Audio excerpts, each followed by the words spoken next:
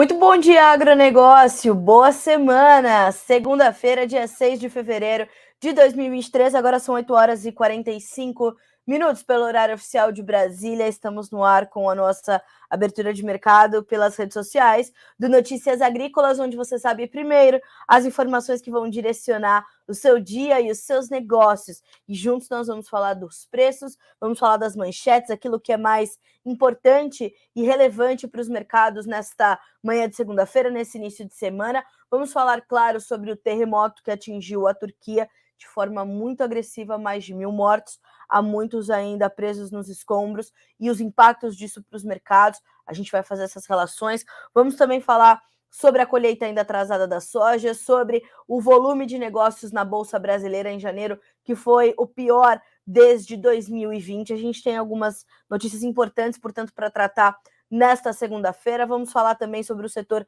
de biodiesel, que está pleiteando situações ali com Geraldo Alckmin, nosso vice-presidente. Vamos entender, então, o que o setor de biodiesel está pedindo. Cresce o temor sobre a gripe aviária, senhoras e senhores. Outro ponto de atenção.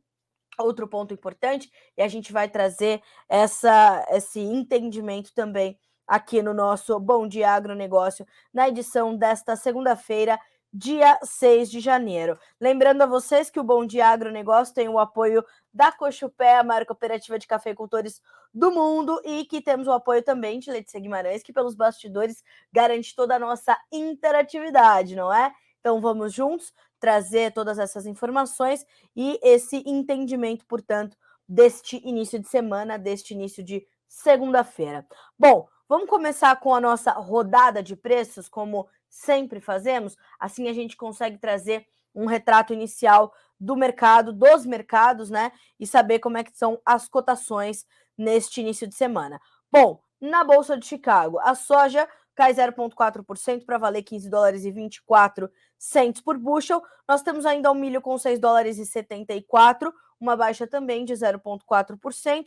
O trigo sobe, tem 0,2% de alta para 7 dólares e 58 centos por bushel. O farelo de soja cai 1% para 491 dólares e 60 centos por tonelada curta. Nós temos ainda o óleo de soja com alta de 0,3% para 59 centos mais 25 por libra-peso. A Bolsa de Nova York tem o café em alta, 0,6% de ganho para 1 dólar e 73 mais 90 por libra-peso. Nós temos o açúcar caindo 0,5% para 21 centos mais 12 por libra. O algodão caindo também 0,6% de queda para 84 centos mais 91 por libra-peso. Estava subindo há pouco. Vamos tratar já do mercado do algodão. No petróleo, nós temos o WTI com alta de 0,3% para 73 dólares e 61 centos por barril, enquanto no Brent o ganho é de 0,5%, 0,5% de alta, para 80 dólares e 34 centavos por barril.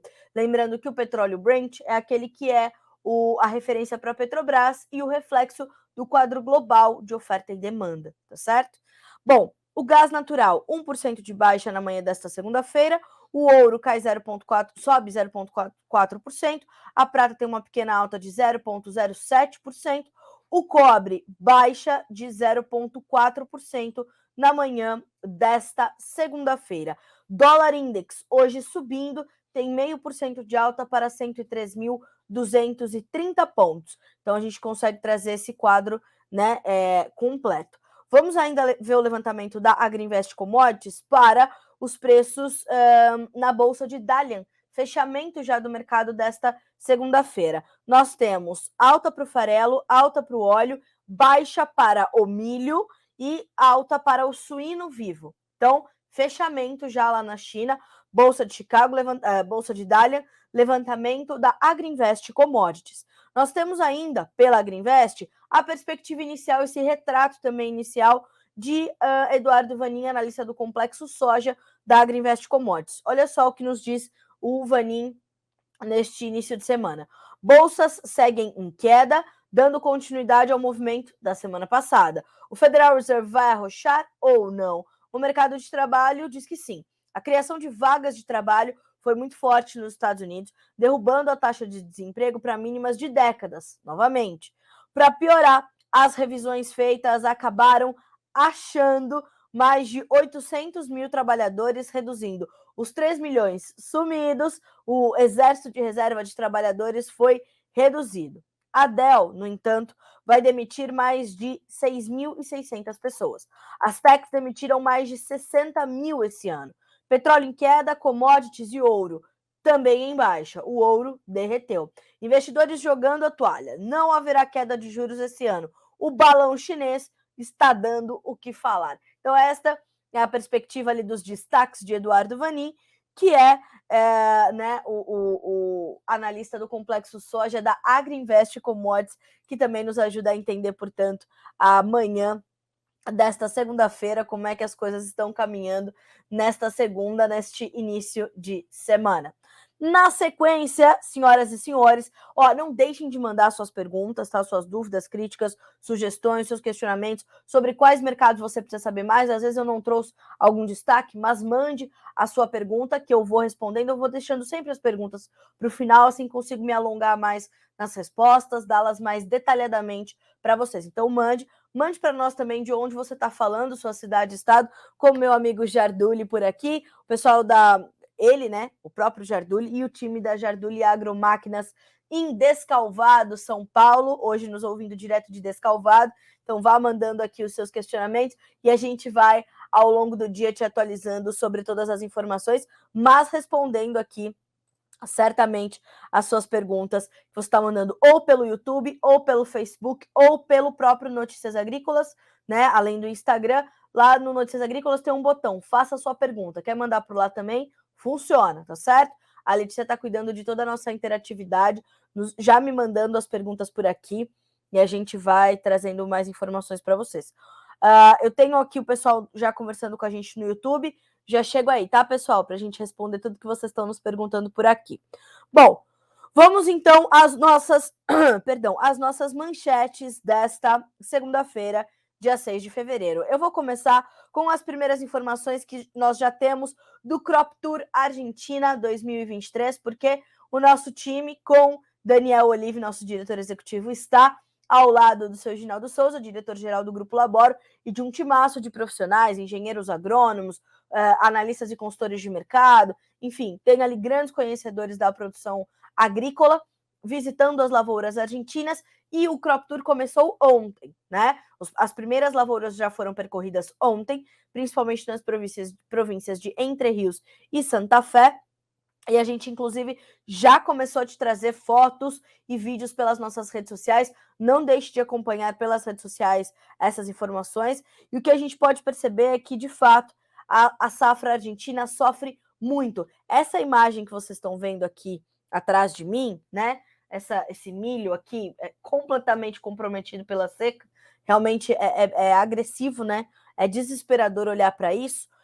Já é uma foto da Argentina, tá? Do Crop Tour, ali na região de Santa Fé.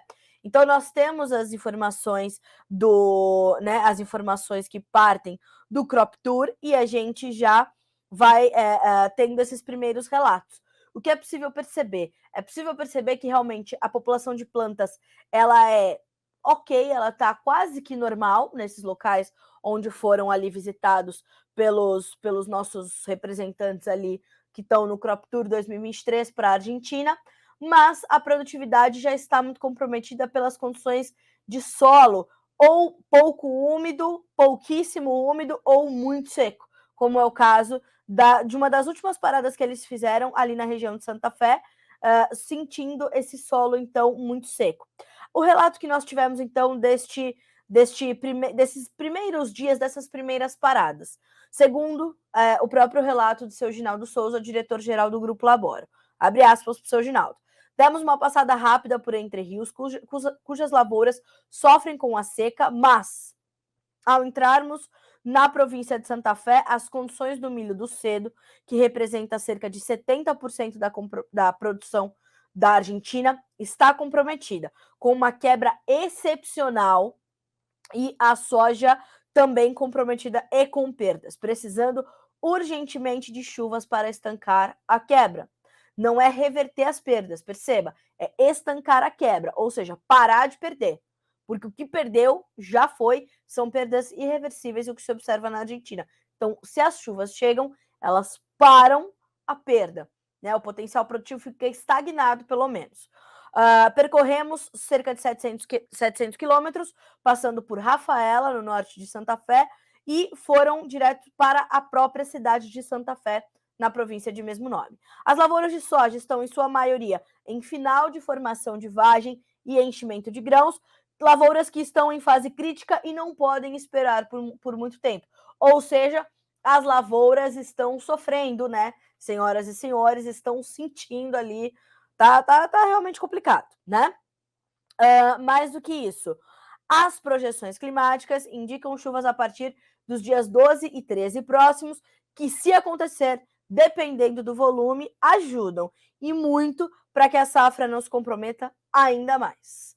Volto a dizer, se essas chuvas se confirmam, elas não promovem recuperação da safra, elas impedem que as perdas sejam ainda mais graves e agressivas, tá certo? É isso que eles já estão podendo comprovar lá. As notícias que a gente vinha recebendo, né, dos nossos correspondentes por lá, checando os veículos de comunicação locais, falando com os produtores e os especialistas por lá, e também depois do tour da Pátria Agronegócios, que também dividiu informações com exclusividade conosco, era justamente esse quadro.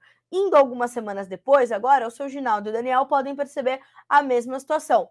Não há como recuperar parte, porque a safra já é sabido que está perdida, mas a gente já, né, tinha a necessidade desse entendimento. Vamos, de fato, promover uma revisão dessa safra ou só para-se a perda? Então, é possível perceber que para-se somente a perda.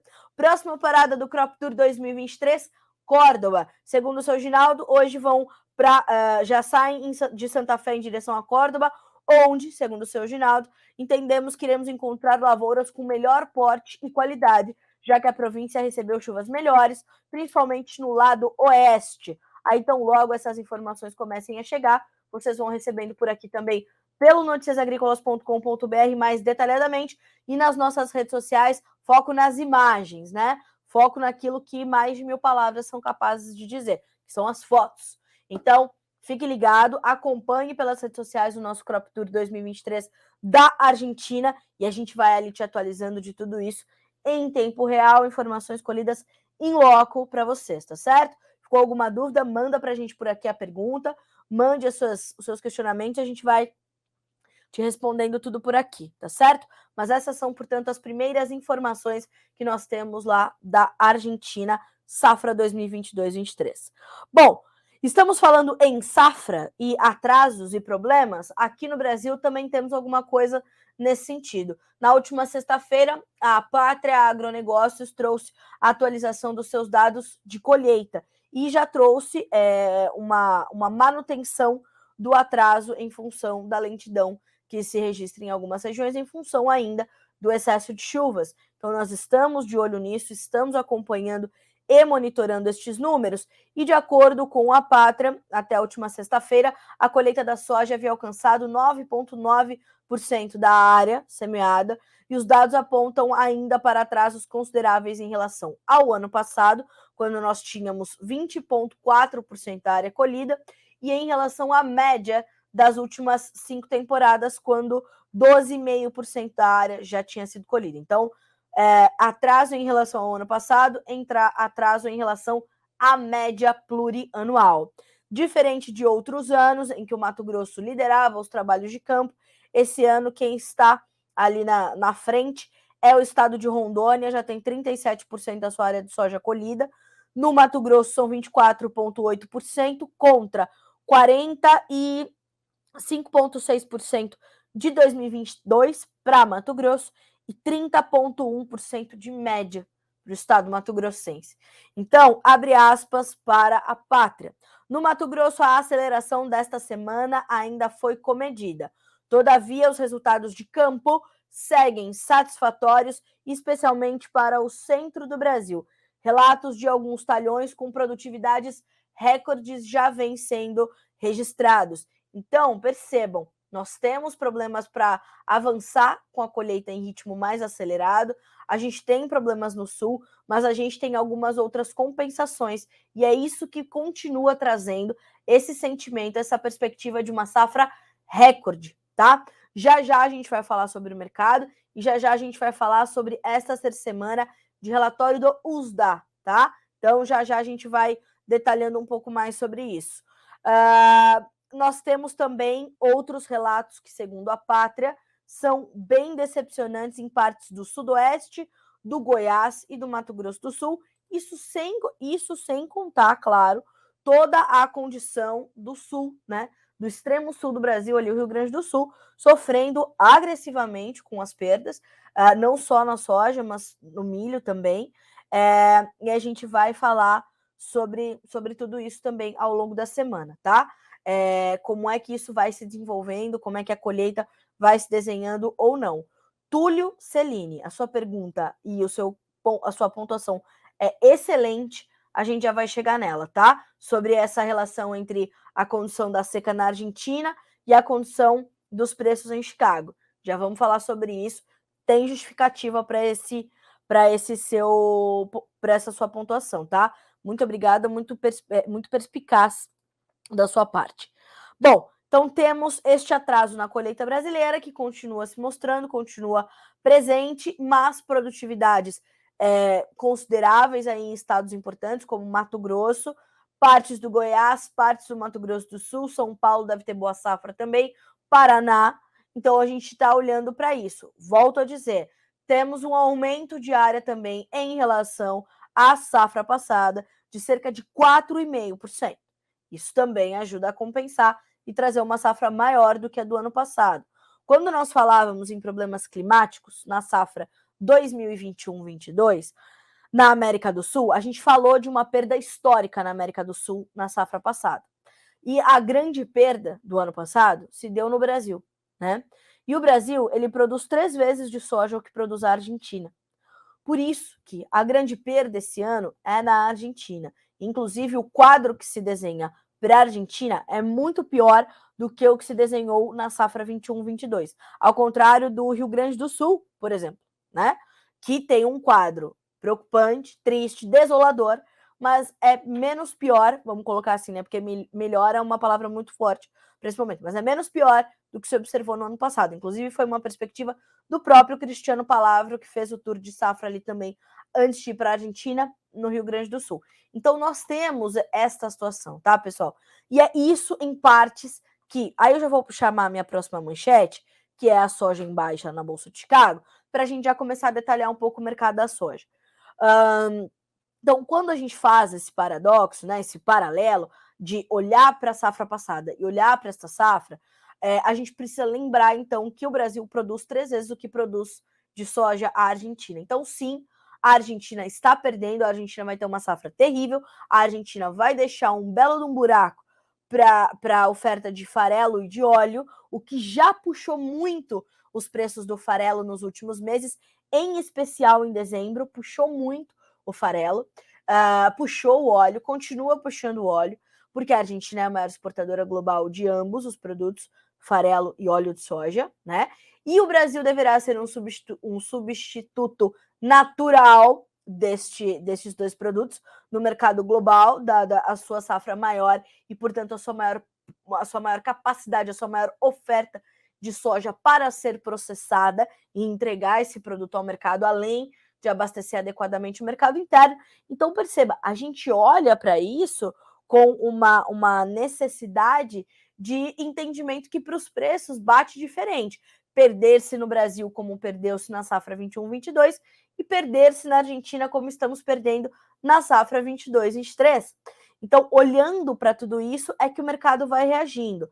Apesar disso, e por isso que eu falei sobre essa pontuação do Túlio Celine, né? Ele diz assim: ainda não vimos essa situação da seca na Argentina refletir no preço do bushel, ou seja, da soja negociada lá na Bolsa de Chicago. Os relatórios sempre segurando.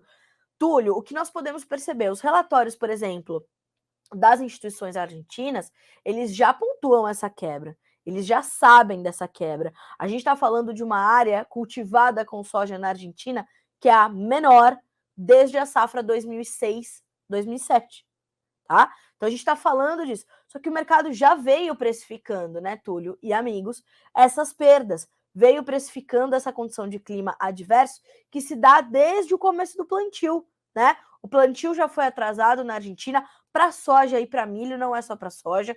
A gente teve todo um atraso ali no desenvolvimento das plantas, perdas irreversíveis, replantios também frustrados. Então o mercado veio refletindo isso. Tanto que a gente está falando de preços que, apesar das baixas de hoje, por exemplo, de 4,75 a 7,75, ainda são preços altos de soja, né? São preços que formam preços para o produtor brasileiro ainda interessantes. Então, sim, o mercado poderia estar mais alto, poderia se as perdas no Brasil, por exemplo, fossem mais acentuadas, ou se na Argentina a gente tivesse ainda uma notícia mais catastrófica, porque o que se sabe hoje, ou seja, esse atraso na colheita brasileira, demorando a trazer a nossa nova oferta ao mercado, essa seca na Argentina, essa catástrofe, que é a safra 22-23, essas perdas no Rio Grande do Sul, perdas em pontos de outros pontos do Brasil, tudo isso já foi absorvido pelo mercado. O mercado já sabe disso. Então, Túlio e amigos, a gente precisaria de novas notícias para trazer uma direção diferente para o mercado. A gente tem algumas outras informações que correm por fora, mas correm e ajudam realmente a assegurar um pouco esse ímpeto de alta das cotações da soja. Um exemplo, antes do feriado do Ano Novo Lunar, nós tínhamos ali a notícia dada pelo Ministério da Agricultura da China de que vão continuar investindo em aumentar a sua área cultivada com soja no país para diminuir a sua independência das importações. Claro que isso é um projeto de longuíssimo prazo, mas as informações que vão ali correndo. E tudo que parte da China tem um efeito, né, agressivo no mercado. E hoje, Eduardo Vanin, consultor, analista de mercado do Complexo Soja da Agriinvest, inclusive trouxe entre os seus destaques na sua abertura de mercado essa condição dessa possibilidade de aumento, né, esse planejamento da China de aumentar a área com soja. Então, isso é um ponto. A demanda chinesa, ela está presente, mas ela está mais lenta, ela está mais pulverizada. E nisso fica contido também o ímpeto de alta das cotações. Nós temos um outro fator na contramão ajudando a garantir esses 15 dólares mais para a soja em Chicago, que é a demanda forte pela soja dos Estados Unidos. Os americanos já comprometeram com as exportações mais de 47 milhões de toneladas de soja. Falta pouco mais de 7 milhões para bater o número do USDA na estimativa total. O USDA estima que sejam exportadas 54 milhões de toneladas em toda a temporada 22-23. Mas faltam ainda, para concluir o ano comercial, 30 semanas, pouco mais de 30 semanas. A gente vai ter soja para isso, mas como tem se buscado muita soja nos Estados Unidos, o mercado vai entendendo que a oferta americana precisa ali ter um preço seguro para não fazer uma debandada pela demanda e acabar e baixar os estoques, aí um Deus nos acuda. Então percebam, o mercado está se costurando e é tempo realmente do mercado se costurar. Por quê? Porque nós estamos concluindo a safra da América do Sul, nós ainda não sabemos o real tamanho da oferta sul-americana, nós temos a demanda norte-americana forte, uma demanda que devia estar aqui no Brasil, mas a colheita está lenta, então não tem soja para a gente exportar, então o mercado precisa entender quando é que vamos pegar tração na nossa colheita, quando é que o Brasil vai começar a trazer essa soja para o mercado. Nós temos essa questão toda da China, vamos aumentar, não vamos aumentar, como é, como é que não é, veja bem, e a China vai correndo por fora, vai fazendo suas compras, também pulverizada, olhando para onde ela é mais competitiva, Brasil, Argentina, tão pouquíssimo competitiva, mas tá no radar. Estados Unidos, agora a China tá. Se a China precisa de soja rapidinho, é 2 para embarcar um navio, precisa comprar nos Estados Unidos. Se tem um tempo um pouco maior, sabe que pode comprar aqui no Brasil, mas vai embarcar um pouquinho mais adiante, porque já temos fila de espera. Então percebam, o mercado de soja está se costurando. Agora, você vai sentar e esperar o mercado se costurar? Não. tá? Aí eu não vou nem esperar aqui para tratar de uma outra, uma outra pontuação aqui que eu recebi, muito boa, que eu não vou me lembrar agora quem foi que me perguntou. Deixa eu ver se eu acho por aqui. Se seria a hora do produtor começar a negociar a sua soja e também o seu trigo. Para o trigo, eu preciso apurar um pouco melhor como é que estão os negócios aqui no Brasil, porque nós temos uma volatilidade do dólar muito intensa e toda essa questão da Argentina, toda essa questão da guerra, né? Então eu vou apurar um pouco melhor para responder essa questão de comercialização para o trigo nos próximos dias. Mas para a soja, o que os produtores, os analistas e consultores de mercado vêm falando, que é momento sim de você fazer seus cálculos, porque os nossos prêmios agora estão pressionados. Nas últimas semanas, os preços da soja em reais perderam até R$ 20 em algumas regiões, nos portos, enfim. Então, nós temos essa pressão sobre os preços da soja no Brasil. Por quê? Porque vem aí uma grande safra, vem aí uma safra cheia, apesar de algumas perdas. Nós temos uma safra recorde, uma safra robusta. Então, nós temos pressão sobre os prêmios, um Chicago volátil e nós temos um dólar também muito volátil. Vamos ver quanto é que está o dólar nesse início de semana. Agora, 9 horas e 11 minutos pelo horário oficial de Brasília. R$ 5,18, uma alta de 0,6%. Na semana passada testou menos de R$ 5, vocês se lembram? Então, é hora do produtor de soja sim fazer as suas contas, mas mais do que fazer uma venda tão pura e simplesmente, é fazer uma estratégia de comercialização. Eu tenho falado muito sobre isso aqui no Bom Dia Agro, desde que o Bom Dia Agro começou. Mas assim, este é um momento importante para você prestar atenção nisso, tá? Por quê? Porque a gente já tem a pressão sobre os prêmios podem ceder mais à medida em que essa soja for efetivamente chegando ao mercado, e a gente precisa ter esse entendimento. E você precisa estar protegido. Qual a melhor opção para mim, Carlinha? A melhor opção para ti é a opção que faz sentido para a tua gestão. Não existe receita de bolo para fazer boa estratégia de comercialização de soja, milho, trigo, sorgo, seja o que for. Você precisa colocar isso cruzado com os teus custos de produção, cruzado com as suas estratégias e saber o que você quer entregar. Então, o que você quer garantir? Quer garantir o seu preço? Talvez um mercado de opções para você seja inteligente. Você vai, se o mercado subir, você participa da alta, exerce seu mercado de opções, participa da alta, sucesso. Se o mercado cair, né? Perdão, se o mercado subir, você não exerce seu mercado de opções, vai vender no preço mais alto, sucesso. Se o mercado cair, aí sim você exerce seu mercado de opções, você está protegido da baixa, vai garantir aquele preço que você botou de alvo, né? Então, você está protegido dos dois lados. Se subir, participa da alta, se cair, está protegido da baixa. Essa é a premissa básica, né?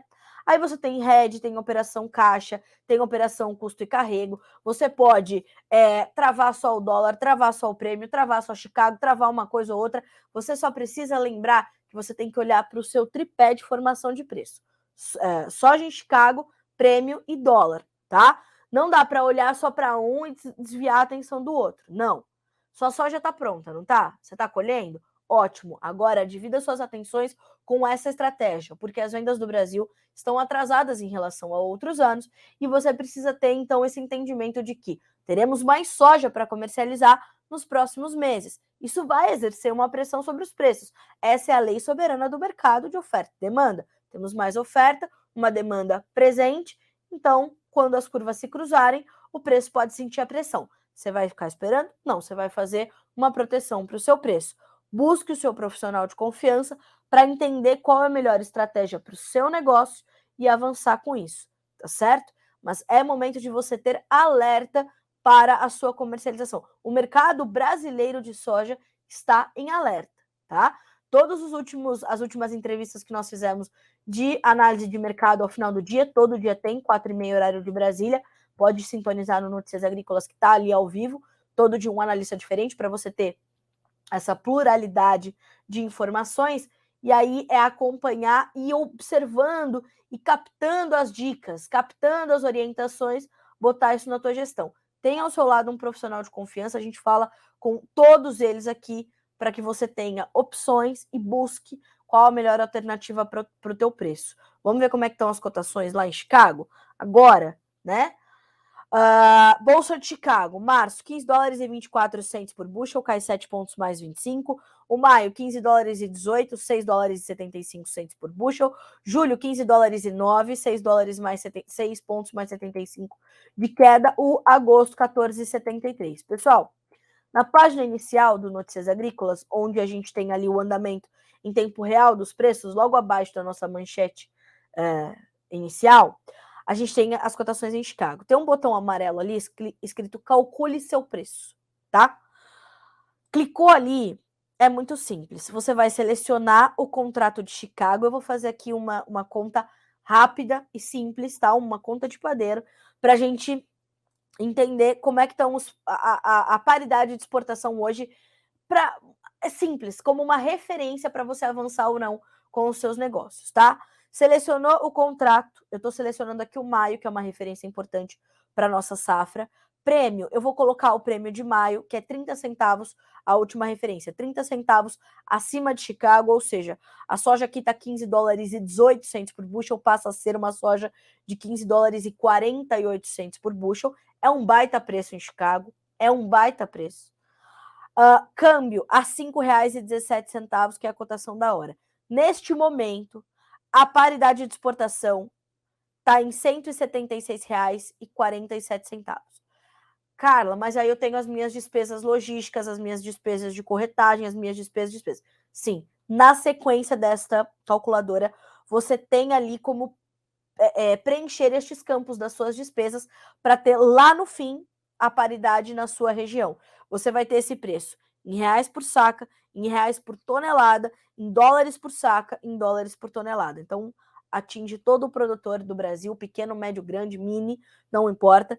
O importante é você fazer esse cálculo para dizer para o teu profissional lá, para o teu consultor, para o teu analista. Ó, eu tenho uma paridade inicial aqui de R$ 176,47. Isso cobre o meu custo, vamos tirar as nossas despesas e saber se a gente quer travar um pouco da nossa soja, né, nessa situação. Ou não precisa travar a sua soja. Faça um mercado de papéis, mercado de opção. Não, eu quero fazer um hedge, eu quero fazer um barter para já começar a comprar meus insumos da safra 23, 24. Tudo bem, o importante é fazer, tá? Não pode ficar sentadinho esperando o mercado passar, né? Porque aquela música do Chico Buarque, estava à toa na vida, o meu amor me chamou para ver a banda passar cantando coisas de amor. Não dá para ser assim para o mercado da soja, tá? Então, avante, guerreiros, tá bem? Segunda-feira, hein, senhoras e senhores, 9 horas e 17 minutos, pelo horário oficial de Brasília. Seguimos aqui com as nossas informações.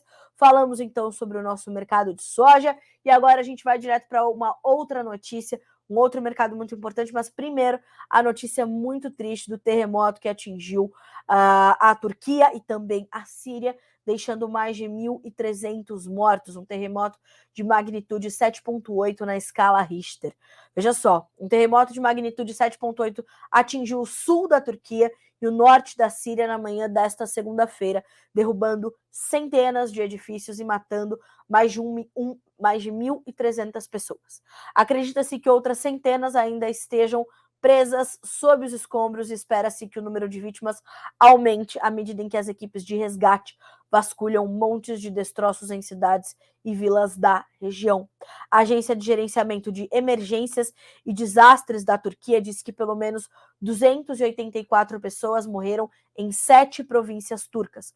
A agência afirma que 440 pessoas ficaram feridas. O número de mortos em áreas controladas pelo governo na Síria subiu para 237 e o número de feridos 630, segundo a mídia estatal síria. Em ambos os lados da fronteira, moradores acordados pelo terremoto antes do amanhecer correram para fora em uma noite de inverno fria, chuvosa e com neve, enquanto os prédios iam sendo destruídos e fortes tremores secundários continuavam. Equipes de resgate e residentes em várias cidades procuraram por sobreviventes trabalhando em emaranhados de metal e pilhas gigantes de concreto. Então é muito, muito sério o que aconteceu na Turquia e na Síria. Essa imagem que vocês estão vendo aqui também já é uma imagem do terremoto que atingiu ali Istambul. Perdão, em Istambul está o Peripassote Pedro, já vou falar sobre isso, o terremoto que atingiu o sul da Turquia. Então, vamos acompanhando, tá? Por que eu trouxe essa, além de ser, claro, um assunto de interesse público, né? São milhares de vidas perdidas, um país com uma região muito extensa destruída, 2 países, né? Com extensas regiões destruídas, e isso, claro, faz parte do nosso dia e a gente precisa ali mandar todas as nossas boas energias para os turcos e para os sírios, que já sofrem com outros problemas muito graves, né? Em especial a Síria. A gente está falando de Turquia, que é um país importante também para a produção de algodão. E Peripasote Pedro, head de algodão da Stonex, está em Istambul. Ainda bem que está longe, né, do terremoto, mais de 1.000 quilômetros em Istambul. E ele disse o seguinte, ó, que ele está ali levantando as informações. Ele afirma que a área de Kahramanmaraş foi bastante afetada na Turquia e responde por 35% do consumo do país de algodão. A Turquia é um importante player nesse mercado ao ser demandador e, vou repetir, então o impacto sobre o consumo e os preços do algodão continuam a ser levantados, mas a região de Kahramanmaraş foi bastante afetada e responde por 35% do consumo do país, tá? Do consumo turco de algodão. Hoje, os preços estão recuando na Bolsa de Nova York. A gente vai continuar ao longo do dia apurando mais detalhes sobre os impactos deste terremoto na Turquia e na Síria para este mercado e para os demais. A Turquia também é importante importadora de trigo. A gente vai monitorar tudo isso. Neste momento, mercado de algodão na Bolsa de Nova York em queda. Março, contrato março, 84 cents mais 94 por libra peso, uma perda de 0,6%. O maio cai 0,7% para 85 cents mais 52 por libra. O julho, 86 cents mais 17 por libra peso, uma baixa de 0,6%. O dezembro, 84 cents mais 70 por libra e uma queda de 0,5% na manhã desta segunda-feira. Vamos acompanhando, vamos monitorando e saber quais serão os próximos impactos disso. Então, logo essa situação mais grave, né, passe esse primeiro momento, essa contagem inicial dos estragos, das perdas humanitárias, é sempre muito difícil, é sempre muito triste tratar desse assunto, né? Mas fato é que está na pauta de hoje, então as primeiras informações já estão com vocês por aí e mantenham-se atualizados, mantenham-se ligados conosco que a gente vai mantendo-os atualizados, tá bem? Bom, na sequência, quero falar um pouquinho sobre a questão do biodiesel, porque na última sexta-feira, no finalzinho já do dia, a gente recebeu a notícia de que o setor do biodiesel foi buscar o vice-presidente Geraldo Alckmin para trazer né, uma decisão do CNPE, o Conselho Nacional de Política Energética, sobre a mistura do biodiesel. O Ministério de Minas e Energia, então logo assumiu a pasta, o ministro, então logo assumiu a pasta, trouxe a informação de que ia ter uma conversa com o setor para trazer uma resolução sobre essa questão da mistura. Mas é sabido que a indústria precisa dessa previsibilidade para poder se planejar, para poder garantir ali o detalhamento do seu planejamento para os meses sequentes, então dar andamento ali no seu processamento de soja, no seu esmagamento e como vai direcionar isso. Farelo, óleo, o que vai fazer? Então, a indústria precisa dessa previsibilidade, que é, inclusive, um pleito da indústria já há muito tempo diante do Ministério de Minas e Energia. E o que diz a Reuters, né? A indústria de biodiesel espera que a mistura atual de 10% seja elevada a partir de março e aguarda uma decisão do órgão interministerial, que é o CNPE, que é Ministério de Minas e Energia e também o Ministério da Fazenda, né?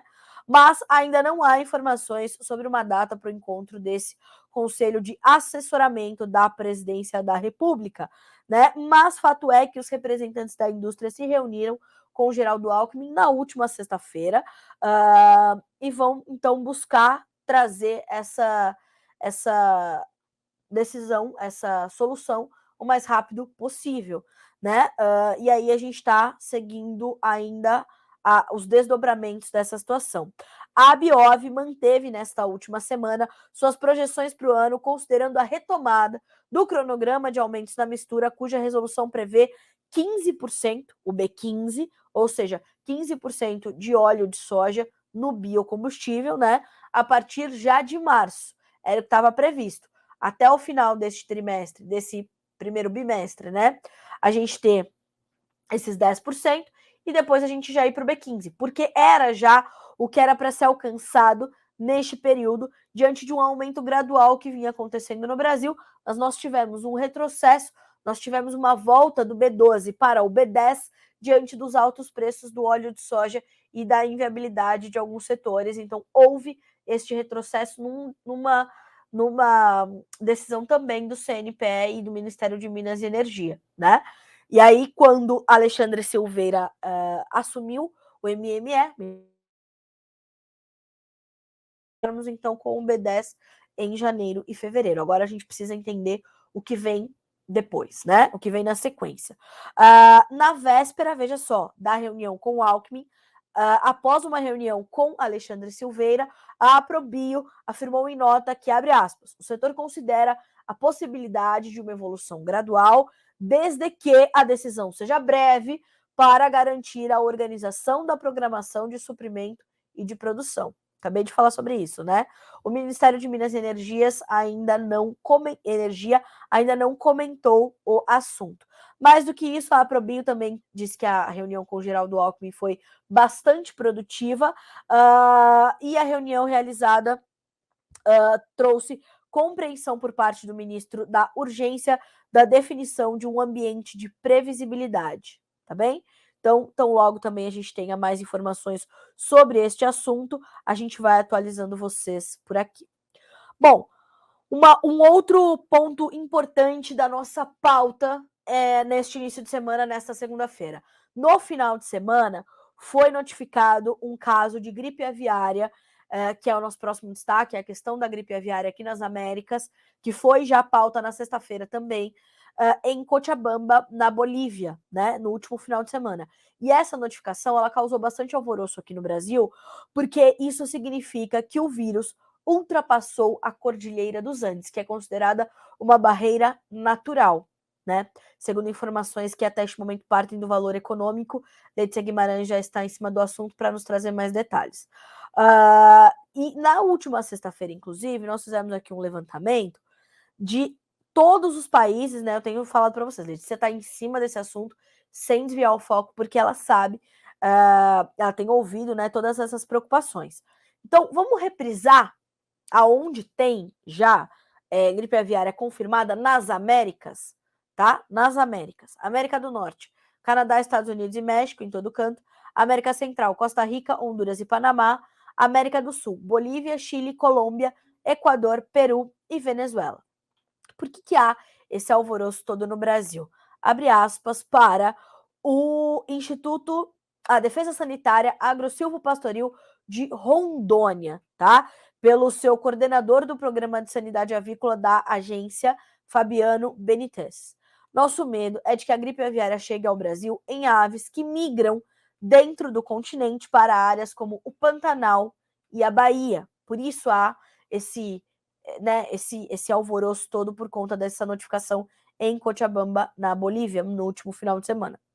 O secretário de Defesa Agropecuária do MAPA, o Ministério da Agricultura e Pecuária, Carlos Goulart, afirma, porém, que o risco de o vírus atingir granjas comerciais é totalmente controlado devido ao altíssimo padrão de biossegurança da avicultura brasileira e do Sistema Veterinário Oficial, o SVO, que conta com mais de 3 mil profissionais habilitados. No ano passado, 1,2 mil médicos, ou seja, 1.200 veterinários, foram capacitados para atuar na vigilância ativa do vírus. Abre aspas mais uma vez para o secretário. O período de maior risco vai até maio, por conta desse fluxo migratório de aves. A vigilância será intensificada. Também na última sexta-feira eu disse que o Ministério da Agricultura tem feito uma campanha também de conscientização e de intensificação da vigilância pelos próprios avicultores, fora todos os seus órgãos de defesa sanitária, já sabendo, a Letícia tem dado com exclusividade essas informações em primeira mão para você que nos acompanha por aqui. Então, a gente está de olho vivo nisso. Você viu qualquer coisa, notifique o Ministério da Agricultura, a Secretaria de Defesa Agropecuária, tá?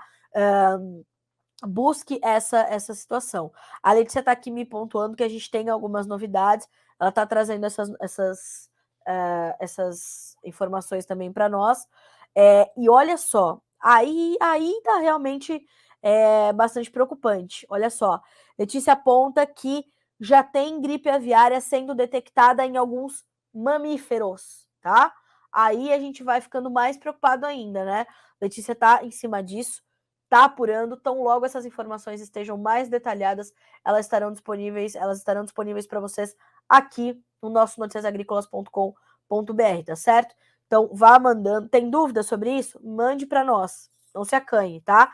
Manda, pergunta para onde você faz essa notificação, o que você precisa fazer, o que o Brasil já está fazendo, não se acanhe, pergunte, tá? Toda pergunta é importante, certo? Então faça suas perguntas. Se quiser tirar suas dúvidas no próprio Ministério da Agricultura, é uma outra opção. O importante é estar bem informado, que nesse caso é a primeira ponte para você levantar ali realmente a sua barreira e estar ainda mais protegido, tá certo? Bom, na sequência, eu quero falar um pouquinho sobre a questão do mercado financeiro, porque a gente tem essa outra manchete dizendo que parte do valor econômico, essa manchete. Bolsa tem pior volume para janeiro desde 2020. Veja só, os volumes de negócios na B3 e no Ibovespa apresentaram quedas de 2 dígitos em janeiro na comparação com o mesmo mês do ano passado. O apetite do investidor estrangeiro, que se manteve forte em janeiro deste ano, foi o que evitou um recuo mais intenso. Foi o segundo ano consecutivo de queda no mês, em movimento atribuído por analistas ouvidos pelo próprio valor às incertezas macroeconômicas fiscais e à consequente concorrência dos juros mais altos. Então a gente está falando de um volume de negócios no Ibovespa em janeiro deste ano de 18 bilhões e meio de reais contra 22 bilhões no mesmo mês do ano passado, janeiro de 2022. Entre janeiro de 21 e o mesmo mês do ano passado, também houve queda de 14%. Já o volume de toda a B3, né, nós tivemos um total de 24 bilhões 730 milhões de reais sendo ali negociados, 14,8% a menos do que em janeiro de 22.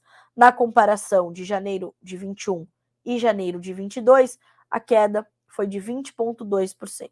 Então nós tivemos baixas, mas baixas mais intensas do que na comparação de janeiro 21 com 22, tá? Segundo os especialistas ouvidos pelo valor, o menor volume de negócios reflete uma cautela maior do investidor com as ações. O Bank of America destacou em relatório que o Ibovespa teve desempenho neutro no primeiro mês de 2023, enquanto outros índices de mercados emergentes avançaram e que a entrada de recursos de mercados estrangeiros evitou uma queda da Bolsa Brasileira. Abre aspas, para David Becker, Paula Andrea Soto e Carlos Peirelong, da equipe de estrategistas do Banco para a América Latina, o Bank of America. O sentimento sobre o Brasil está piorando entre os locais e os investidores estrangeiros reclamam do barulho, tá? Então, é mais ou menos por aí. Os investidores estrangeiros aportaram na B3 12 bilhões e 550 milhões de reais em janeiro deste ano, com seu apetite coincidindo com a reabertura da China e a perspectiva de fim do ciclo de aperto monetário dos Estados Unidos, que causaram maior fluxo de recursos para mercados emergentes. Em contraste, os investidores institucionais locais, principalmente os fundos de investimento, sacaram 9 bilhões 810 milhões de reais no período, em uma continuação do movimento negativo já registrado no ano passado. Ainda, segundo os especialistas, dessa vez, Evandro Bertó, sócio fundador da Nau Capital. O estrangeiro olha para o Brasil no relativo e seguimos bem, apesar de já não sermos a geografia mais destacada, como em 2022. Os fundamentos são bons, os preços estão descontados e, por experiência e até distanciamento, não se contaminam com o noticiário. O investidor local está cercado pelo fluxo de notícias, com sinais, mas também com muito ruído, respingando no humor dos investidores. Falta confiança de que virá um ponto de inflexão à frente. Fecha aspas para Evandro Bertó, sócio fundador da Nau Capital. Ou seja, Em resumo, em suma, trocando em miúdos, o que acontece? O que nós temos é o investidor estrangeiro que ainda acredita no Brasil e vê outras situações para trazer o seu posicionamento, não é? E trazer ali os seus investimentos, vai olhar para a China, vai olhar para os Estados Unidos, vai olhar para uma outra série de fatores que não se deixam contaminar pelo noticiário brasileiro, mas já aqui dentro, o investidor local, o investidor institucional, olha e está mais perto da notícia, né? Mais perto da preocupação, das preocupações macroeconômicas, das preocupações fiscais, das incertezas sobre a política monetária, a política econômica que vai seguir o ministro da Fazenda, Fernando Haddad, e sua equipe. Então, estando mais perto do fato, estando mais perto do ruído do que efetivamente do sinal, a gente vê o investidor local ficar mais atento e acender a sua luz de alerta mais cedo do que o investidor estrangeiro. 9 horas e 35 minutos pelo horário oficial de Brasília. Senhoras e senhores, eu vou agora ali para as minhas perguntas, para os meus comentários. Tem um monte de gente querendo saber um monte de coisa.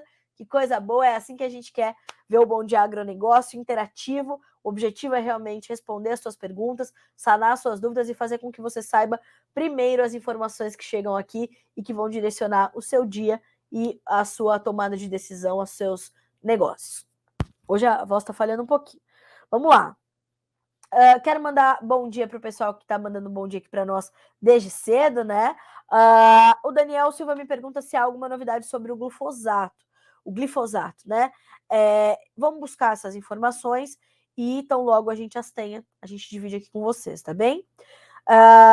O pessoal da SA Fazendas, bom dia, uma semana abençoada para nós, que assim seja, né? Temos aqui também o Túlio Celini, né, já respondi sobre essa questão da Argentina e dos preços da soja em bushel, né? Faz sentido para ti, Túlio? Por favor, mande os seus comentários aqui, para nós é muito bom que a gente possa trazer luz a esses debates e vocês entenderem mais profundamente sobre a formação dos preços. Isso é o avanço do produtor brasileiro, né? Como sempre e constante. O Iago também nos mandando bom dia. O Sandro Oliveira, o produtor de leite, esse ano vai ficar calvo. Preço do milho e farelo de soja está alto, é isso mesmo. Realmente, os custos de produção do leite, das outras pecuárias, né? A própria pecuária de corte, mas a avicultura, a suinocultura, ainda sofrem com preços elevados desses insumos. E a gente ainda tem a tendência de que esses preços sigam em patamares elevados, né? Principalmente o milho, que teve ali algumas perdas em várias regiões do mundo, né? Então nós temos um mercado de milho ainda bem consistente, apesar de algumas baixas que foram registradas no Brasil aqui nas últimas semanas, no último mês, né? Mas a gente ainda tem um mercado de preços elevados, e claro que para o consumidor final, vamos dizer dessa forma, para o comprador de milho, realmente ainda é um momento bastante desafiador, eu diria. Faz bastante sentido o teu comentário também, viu, Sandro? Obrigada. Bom dia para o seu Antônio Anjos, para o Renato Lacerda. O Antônio Anjos fala com a gente de Mata de São João, na Bahia. O Renato de Linhares, no Espírito Santo.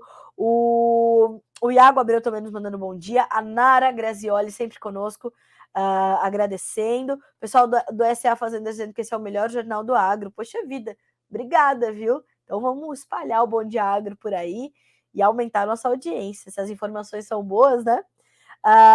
O pessoal da Cevale de Naviraí também com a gente, né? A Viviane. O Adriano Lermin, ou Yermin, acho que é Lermin, né? Obrigada pela companhia. Vamos passar ali pelo YouTube também. O Luiz Eduardo Guerque, bom dia. Cadê a chuva no Rio Grande do Sul? Estamos esperando, né, Luiz Eduardo? Tomara que chegue, né? Tomara que chegue logo. Francisco Souza, chuvas irregulares no Tocantins, estava previsto, né? Dona Neuza, bom dia, hein? Direto de São Paulo, capital. Natividade, Tocantins, como disse, chuvas irregulares, pouca chuva na verdade.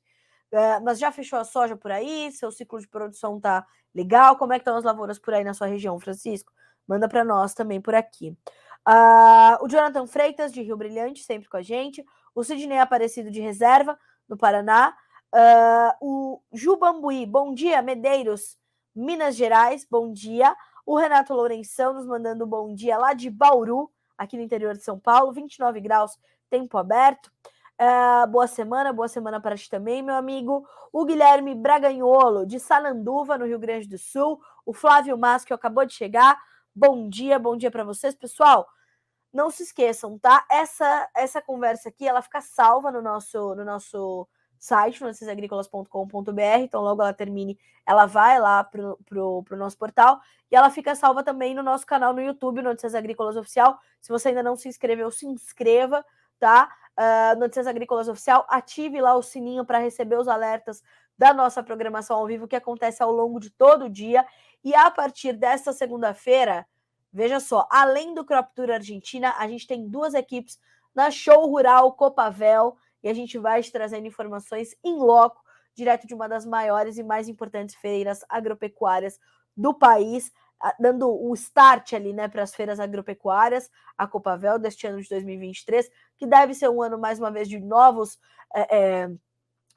recordes de público, porque as pessoas ficaram ali, né, 2 anos praticamente sem essas feiras, querem se encontrar, querem ver as novidades, querem estar ali vivendo, né, uma outra faceta do agronegócio brasileiro, que são essas feiras importantíssimas para a economia, principalmente para a economia local, para a economia do estado, mas para a economia do Brasil. Movimenta a gente do Brasil todo, vem pessoas de outros países para acompanhar as nossas feiras.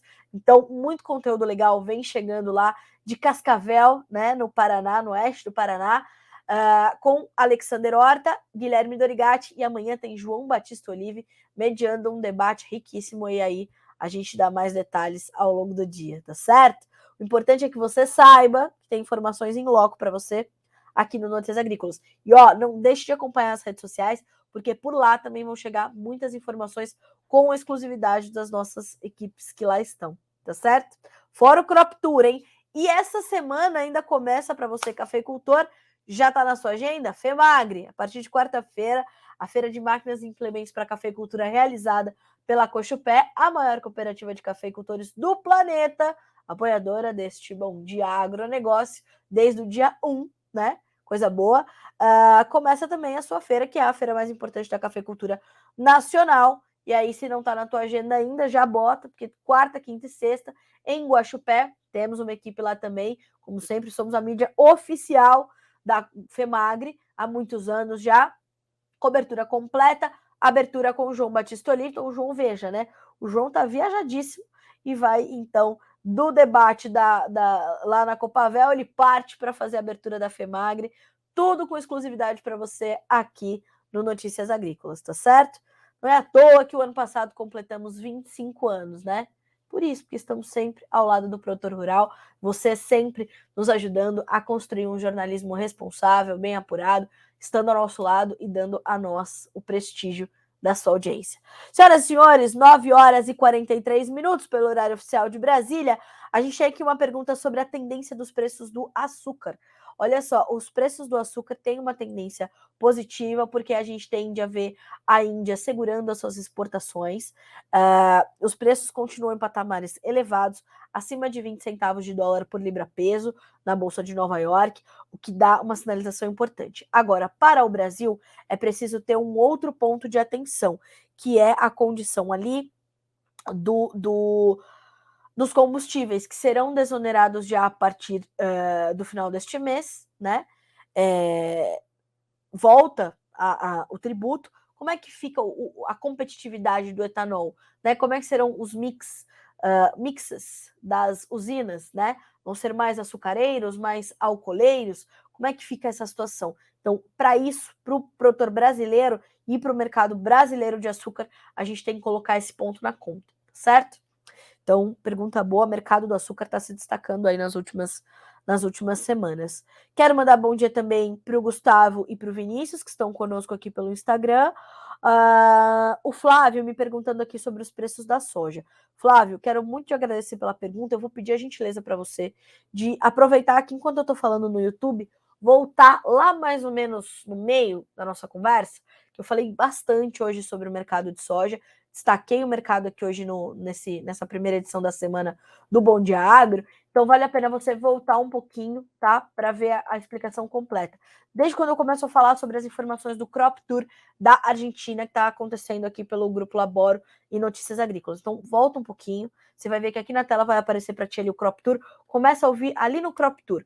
E aí você vai acompanhar todo o mercado da soja. Mas o potencial de aumento do valor da saca aqui no Brasil, ele está um pouco limitado, porque a gente tem uma pressão sobre os prêmios e um dólar que está um pouco mais volátil. Hoje, essa alta do dólar, nesse momento, 0,5% de ganho para R$ 5,17, ela pode ajudar a amenizar essas baixas que a gente está observando em Chicago.